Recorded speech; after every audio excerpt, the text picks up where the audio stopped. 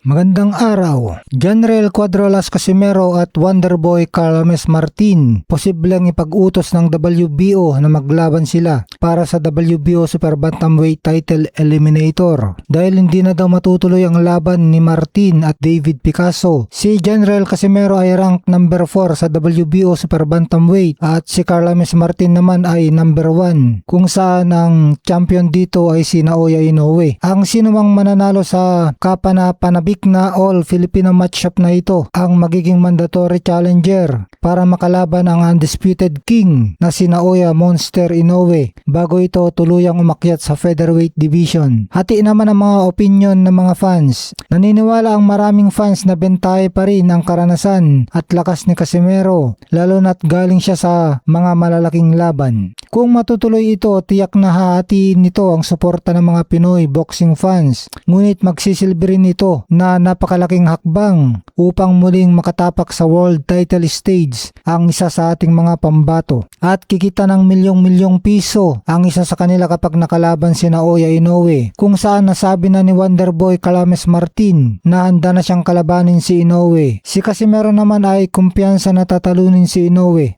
Matagal na niyang hinahamon at hinahabol itong si Naoya Inoue. Samantala, inihayag ng veteran top rank founder na si Bob Arum na ang kasalukuyang WBO lightweight champion na si Abdullah Mason ay may potensyal na maging susunod na Sugar Ray Leonard, ang Hall of Famer na pinamahalaan din niya noon. Naniniwala si Arum na sky's the limit para kay Mason dahil sa bata pa ito, ngunit nagawa ng maging world champion. 22 years old lang ito. Kung magpapatuloy ang kanyang magandang takbo, malaki ang tsansa nitong maging isa sa pinakamalaking sikat sa mundo ng boxing. Bukod sa talento, pinuri rin ni Arum ang magandang pinalakihan at disiplina ni Mason. Kaya kampante siya na hindi ito masasangkot sa mga iskandalo o gulo na karaniwang nagpapabagsak sa ibang sikat na boksingero. Ang payag na ito ay kasunod ng kanyang 12-round stoppage na panalo laban kay Albert Bell na humalili kay Joe Cordina matapos itong tanggihan sa US visa dahil sa kaso na assault.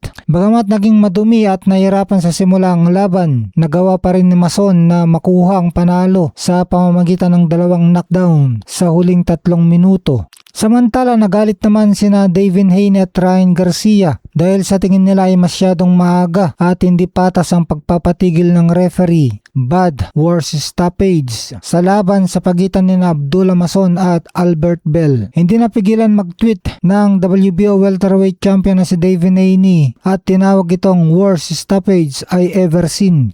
Pinakamasamang pagpapatigil na nakita ko. Bagamat inamin ni Ryan Garcia na talagang matatalo na si Bell, it was truly inevitable, pero taasan pa rin niyang sinabi sa kanyang post na ito ay isang bad stoppage. Sa simula ng round 12, agresibong lumabas si Mason at 2 beses niyang napatumba si Bell sa unang 40 segundo pa lang gamit ang kanyang malulupit na kaliwang kamao. Matapos ang ikalawang bagsak, tumayo agad si Bell at mukhang handa pa namang ipagpatuloy ang laban para tapusin ang huling round ng nakatayo. Gayunpaman, biglang nagdesisyon ang referee na itigil na agad ang laban, technical knockout, nang hindi man lang binibigyan si Bell ng mandatory 8 count. Ito ang ikinagagalit ng boxing world. Ipinagkait ng referee kay Bell ang tsansang lumaban hanggang sa huling tunog ng bell sa isang dikit na kampyonato.